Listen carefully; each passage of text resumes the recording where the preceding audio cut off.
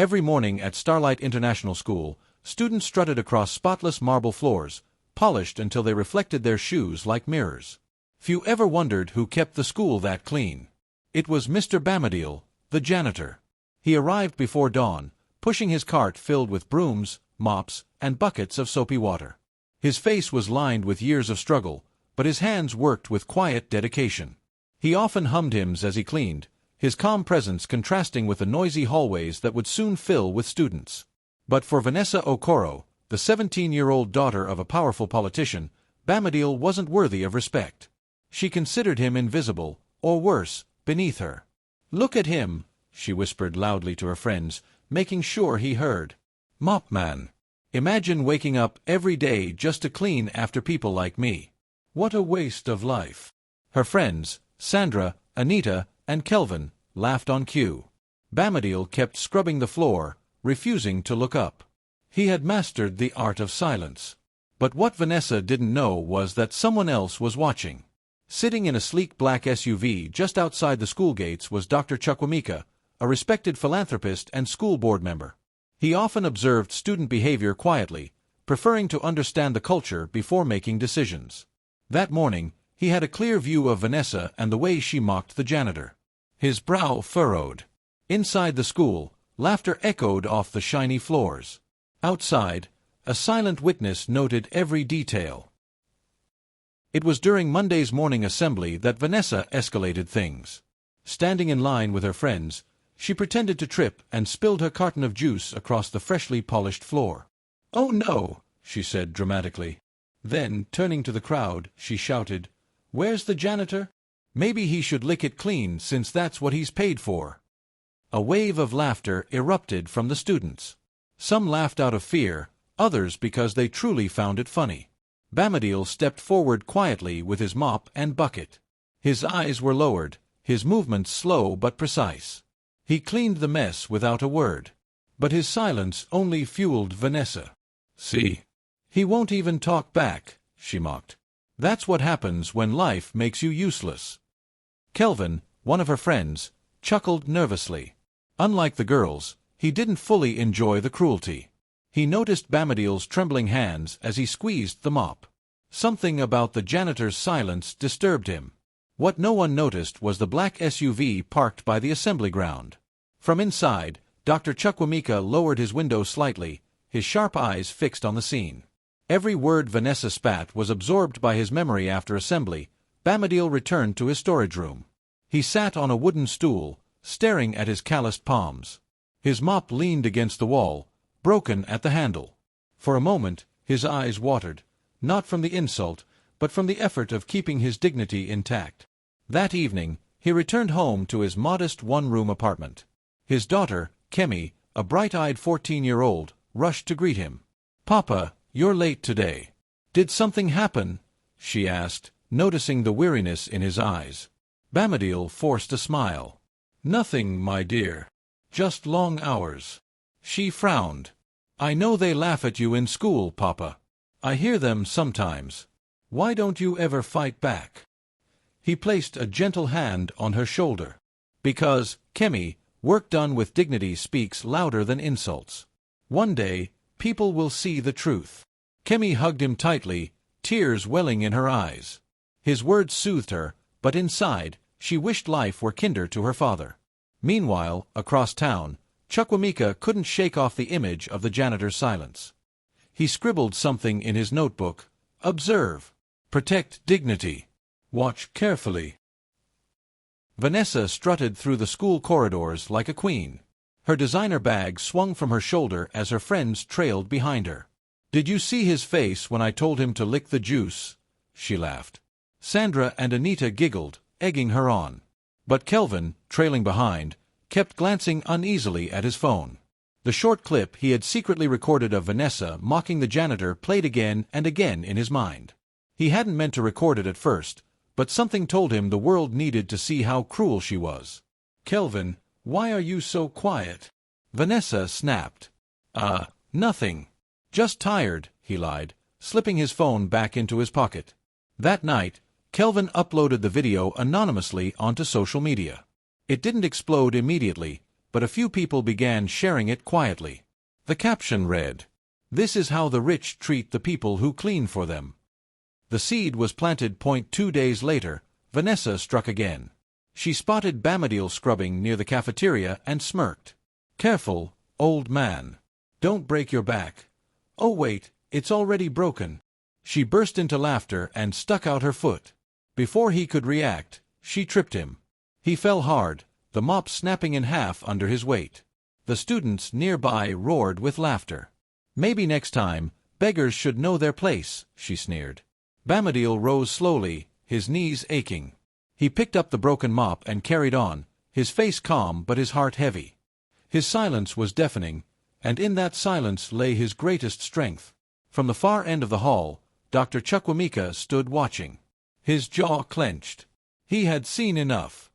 He didn't intervene yet, but in his heart he vowed, "This cannot continue. The girl does not know who is watching." The next morning, the school board gathered in the principal's office. The air smelled faintly of coffee and tension. Dr. Chukwuemeka, sharply dressed in a navy agbada, sat at the head of the long mahogany table. His expression was grave. "We must discuss the culture developing in this school," he began.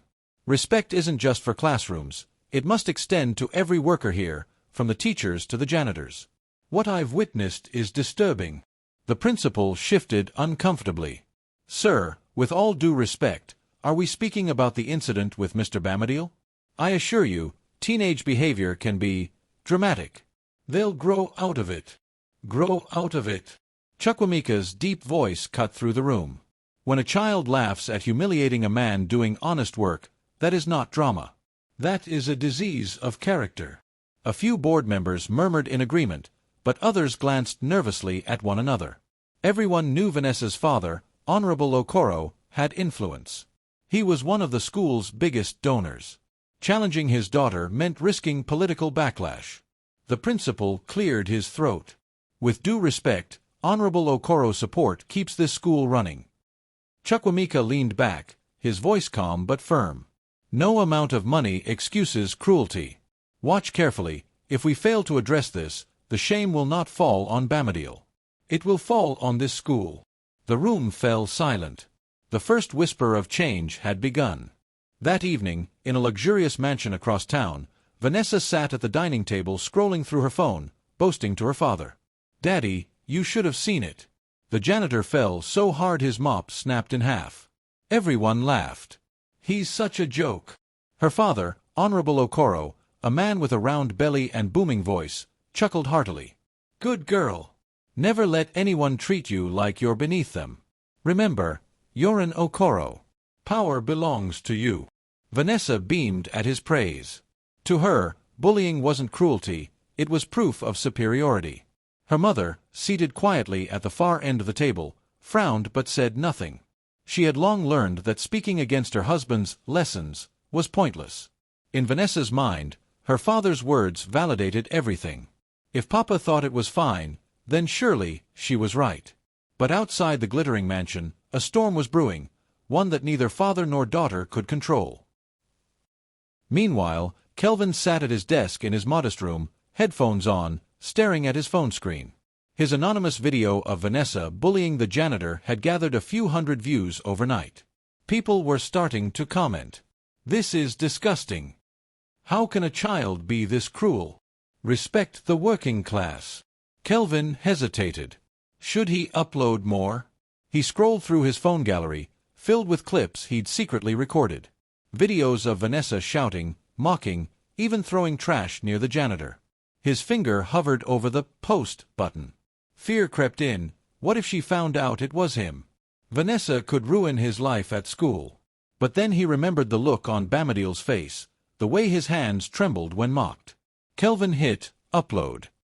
Within hours, the video spread further. By evening, it had crossed 10,000 views. And Vanessa? She remained blissfully unaware.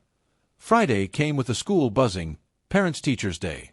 The air smelled of fresh paint, perfume, and fried snacks from the food stalls outside. Parents strolled through the compound proudly, admiring their children's displays. Vanessa strutted like royalty, her father by her side, shaking hands with teachers and boasting about donations. In the cafeteria, she spotted Bamadil mopping quietly. An evil grin spread across her face. She picked up her plate, intentionally tipped it over, and let food splatter across the floor. "Oops!" she exclaimed loudly. "Janitor, come and eat from the floor. After all, isn't that what you're used to?" Gasps filled the air. Parents turned, shocked at the boldness of her words. Some whispered, some frowned. But Honorable Okoro laughed loudly, clapping his daughter on the back. "That's my girl. Sharp tongue, just like her father," he boasted, his voice echoing in the hall. Mr. Bamadil bent down, cleaned the mess without a word, and walked away with quiet dignity. From the corner, Dr. Chukwamika's eyes locked on Vanessa. He had seen enough to know this was no ordinary mischief. It was arrogance rooted in poison. On Monday morning, Vanessa strutted into school as usual, her heels clicking against the polished floor. But something was off. Students didn't laugh at her jokes. Teachers looked at her with thinly veiled disappointment. Whispers followed her down the hall. "What's going on?" she muttered to Sandra. Her friend pulled out her phone. "Vanessa, you need to see this." There it was, her face clear as daylight, yelling at Bamadil, "Lick it clean." The video had gone viral, now hitting hundreds of thousands of views. The comments were brutal. "Shameful. Is this what money teaches? Who raised this monster?" Vanessa's eyes widened. Who did this?" Her voice trembled with fury. She tossed her phone into her bag angrily, telling herself it was just haters. But deep down, unease gnawed at her.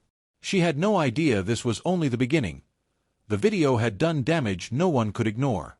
At the next school board meeting, the tension was heavy. Teachers whispered in corners, and parents demanded answers. The principal, sweating profusely, called the gathering to order. Sitting at the long table were the board members, including Dr. Chukwamika, who remained calm but firm. "The school's reputation is at stake," the principal said nervously. "We must handle this carefully. Honorable Okoro's influence cannot be underestimated." A stern voice cut in. "Influence or not, this behavior is unacceptable." All eyes turned to Dr. Chukwamika. He placed his hands on the table, speaking with controlled authority. "We are here to mold character, not arrogance. If our children believe they can humiliate workers without consequence, we have failed." Some nodded, others avoided eye contact. Everyone feared Okoro. Finally, one board member asked, "Should we call Vanessa and the janitor to testify?" The room fell silent. It was a dangerous step. Yet, surprisingly, Mr. Bamadil was invited quietly. He stood before the panel, holding his cap in his hands. "Tell us what happened," one member urged. But Bamadil shook his head. "I will not speak against a child. I only pray she learns respect." His humility stunned the room. Even those loyal to Okoro shifted uncomfortably. Chukwamika leaned back, eyes sharp. "This man's silence is louder than her arrogance," he thought. The following day, Vanessa's venom spread beyond the janitor. It touched his daughter. In the school library, Kemi, a shy 14-year-old, sat studying quietly. A group of students snickered as they passed. One whispered loudly, "That's the janitor's daughter. No wonder she smells of detergent." Kemi's ears burned, but she kept her head down. Then Vanessa strolled in, her heels clicking against the floor. "Oh, look who it is," she sneered. "Little Miss Mop. Does your father sweep your homework too?" Laughter erupted. Kemi tried to hide her tears, but Vanessa leaned closer. "Don't cry. It's not your fault you're trash. Blame your father." That broke her. Kemi ran out of the library sobbing. At that moment, a teacher, Mrs. Funmi, had witnessed everything.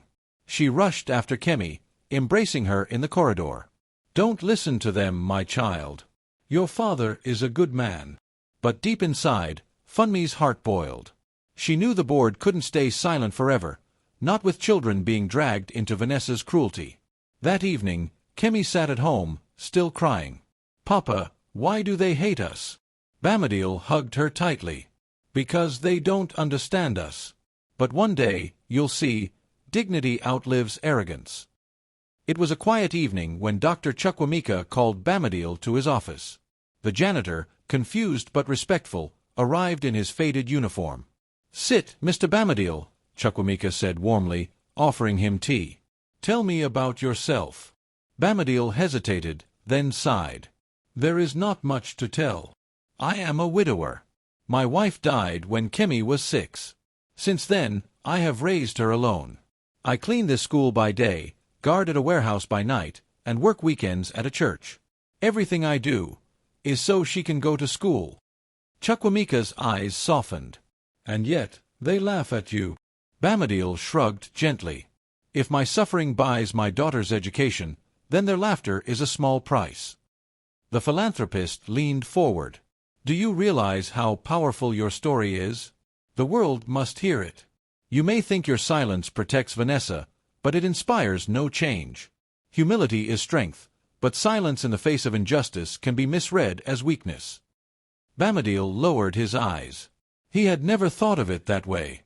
That night, he walked home with a heavy heart. For the first time, he wondered if staying silent was truly right. Every year, Starlight School held its annual charity gala, a night where parents flaunted wealth, donated money, and applauded one another's generosity. This year, it was even grander, with red carpets, glittering chandeliers, and classical music floating through the air. Vanessa wore a shimmering gown, strutting proudly. Her father boasted to everyone about his donations. "My daughter will surely be named Student of the Year," he said with smug confidence. Behind the scenes, Bamadil worked quietly, polishing the marble floors and adjusting the tables. As Vanessa swept past him, she smirked. "Careful, Mopman. Don't trip in front of important people."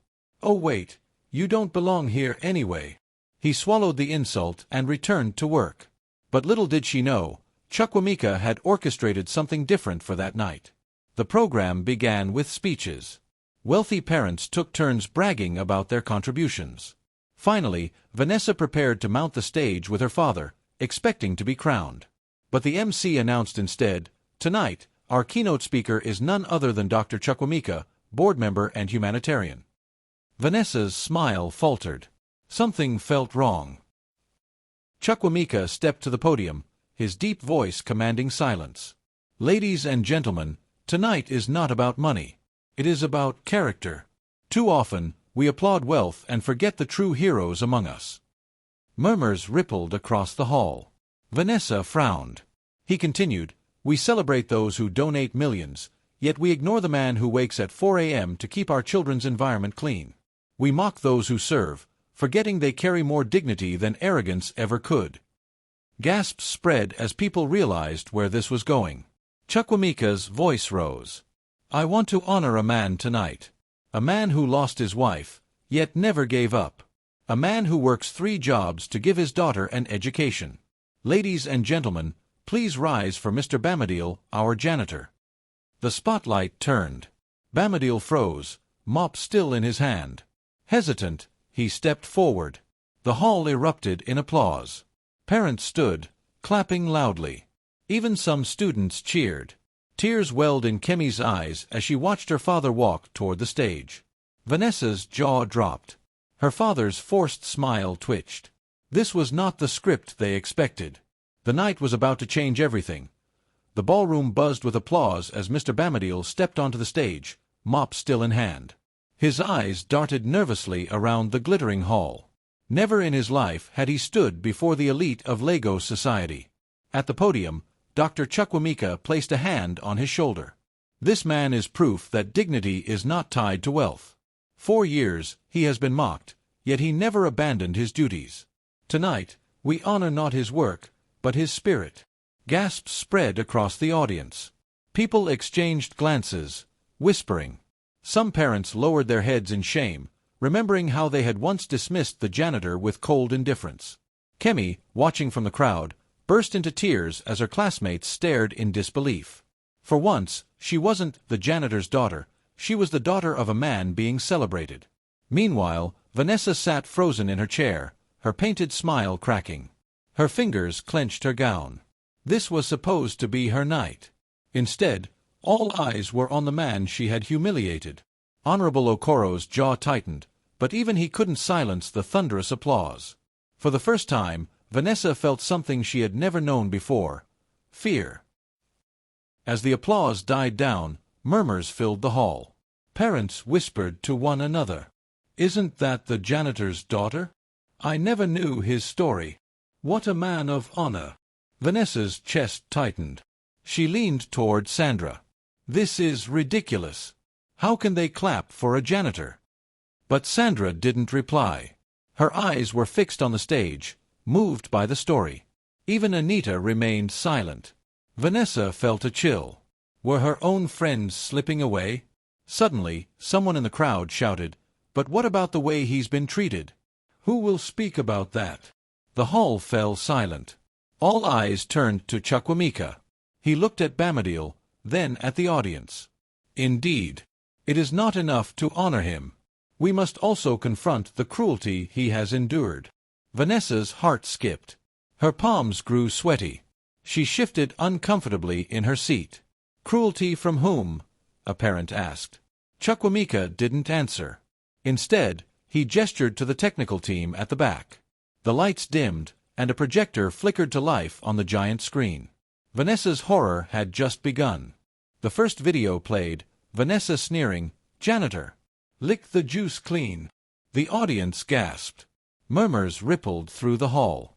Then another clip, Vanessa tripping Bamadil, the mop snapping in two.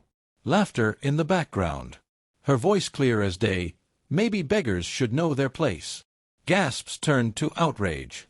Teachers shook their heads. Parents muttered angrily, "Unbelievable! What kind of child behaves this way?" And her father laughed. Vanessa's face drained of color. She turned to Sandra and Anita. "Stop this! Do something!" But her friends avoided her gaze, ashamed. Kelvin, standing quietly in the back, finally stepped forward. "I recorded them. The world needed to see." A hush fell over the hall. Vanessa's eyes widened in betrayal. "Kelvin! You snake!" But Kelvin stood tall. "No. I'm tired of watching you humiliate people just because you can. Respect isn't earned by money, it's earned by how you treat others." The crowd erupted in applause, not for Vanessa, but for the courage of a boy who dared to speak truth. Honorable Okoro's face turned crimson. For the first time, his power could not shield his daughter. By the next day, the scandal had spread beyond the school. Newspapers carried the headline, "Politician's daughter exposed for bullying janitor, videos go viral." Vanessa arrived at school to find students pointing, whispering, even mocking her. The very laughter she once commanded was now turned against her. Her teachers avoided her eyes. Her principal, once fearful of her father, handed her a suspension letter. "You have brought shame to this institution, Vanessa." Her father stormed into the office, demanding reversal. But the board stood firm. Even his political allies distanced themselves, afraid of public backlash. His reputation, once untouchable, began to crumble. At home, Vanessa faced a cold silence. Her mother avoided her gaze, and even her father, though angry at the school, scolded her harshly. "Do you see what you've done? You've ruined us." For the first time in her life, Vanessa felt powerless. The world she thought she owned had collapsed overnight. Meanwhile, across town, Mr. Bamadil continued his work quietly, but now people greeted him with respect. Teachers nodded in admiration. Students stepped aside when he passed. The tides had turned. Weeks later, the school assembly gathered again. This time, it wasn't Vanessa at the center, it was Bamadil. The principal announced, "In recognition of his years of service, humility, and example to our students, Mr. Bamadil has been promoted as supervisor of school maintenance. Additionally, his daughter, Kemi, has been granted a full scholarship, courtesy of Dr. Chukwuemeka." Thunderous applause filled the hall. Kemi, tears streaming down her face, hugged her father tightly. For once, she felt proud, not ashamed, of who she was. Bamadil bowed his head humbly. "I only did my duty," he said softly. But in that moment, he was no longer invisible. He was a symbol of dignity rising above humiliation. From the back of the hall, Vanessa sat quietly, her head bowed. She was no longer feared, no longer admired. The queen bee had lost her crown. Dr. Chukwuemeka's words echoed in the hearts of everyone present. She bullied the janitor, but she never knew who was watching. And with that, a new dawn began. Not just for Bamadil and Kemi, but for every student who learned that day the true meaning of respect.